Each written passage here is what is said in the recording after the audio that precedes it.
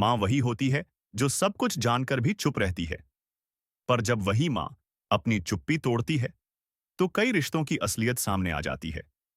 यह कहानी है सावित्री देवी की, एक ऐसी माँ की जिसे अपने ही बेटों ने वृद्धाश्रम भेज दिया था। सावित्री देवी की उम्र 68 साल थी।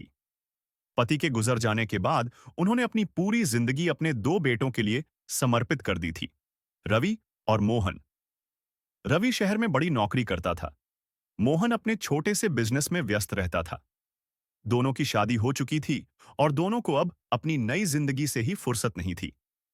एक दिन दोनों बहुओं ने बातों बातों में कहा, माँ अब बूढ़ी हो गई हैं, उन्हें आराम चाहिए। वृद्धाश्रम में रहेंगी तो उनका ध्यान भी ठीक से रखा जाएगा। रवि और मोहन ने भी बिना कुछ सोचे हाँ में हाँ मिलाई, और सावित्री देवी कुछ नहीं बोली, बस चुपचाप अपनी गठरी उठाई और चली गईं वृद्धाश्रम। दिन बीतते गए। वो रोज मंदिर जाती, सबके लिए दुआ मांगती, पर खुद के लिए कभी नहीं। फिर एक दिन वृद्धाश्रम में एक महिला आई और बोली, माँ, 3 दिन की छुट्टी चाहिए तो नाम लिखवा दीजिए। सावित्री देवी मुस्कुराईं, लेकिन उनके दिल में कुछ और चल रहा था। रात को उन्होंने अपने छोटे से ट्रंक में पुराने कपड़े देखे और धीरे से बोली, अब वक्त आ गया है अपने घर जाने का, लेकिन इस बार मां बनकर नहीं। अगले दिन सावित्री देवी ने वृद्धाश्रम से छुट्टी ली। रास्ते में एक पुराना बक्सा खोला, जिसमें पुराने सादे कपड़े, एक चश्मा और एक दुपट्टा था। उन्होंने अपना रूप बदल लिया, एक गरीब काम वाली बाई की तरह। अब वो किसी और जैसी दिख रही थी। कोई पहचान नहीं सकता था कि ये वही सावित्री देवी हैं जो अपने बेटों के घर की मालकिन हुआ करती थी। शाम को वो अपने ही घर के दरवाजे पर पहुंची। दरवाजा खोला मोहन की पत्नी ने और बोली, कौन? सावित्री बोली, बेटिया, काम वाली चाहिए क्या? खाना बनाना, झाड़ू, पोछा सब कर लूंगी। बहू ने बिना ज्यादा देखे कहा, अच्छा ठीक है, सुबह आ जाना। अगले दिन सावित्री देवी अपने ही घर में काम करने लगी।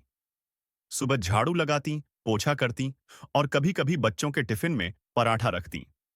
पर किसी ने उन्हें पहचाना नहीं। धीरे-धीरे उन्होंने देखा, उनके बेटे रवि और मोहन अब भी आपस में झगड़ते थे। बहुएं अपने मोबाइल में व्यस्त थीं और बच्चे दादी की कहानियों से अनजान थे। एक दिन छोटे पोते ने पूछा, दादी कैसी होती है? और मोहन की पत्नी बोली, अब वो सब बातें पुरानी हो गईं।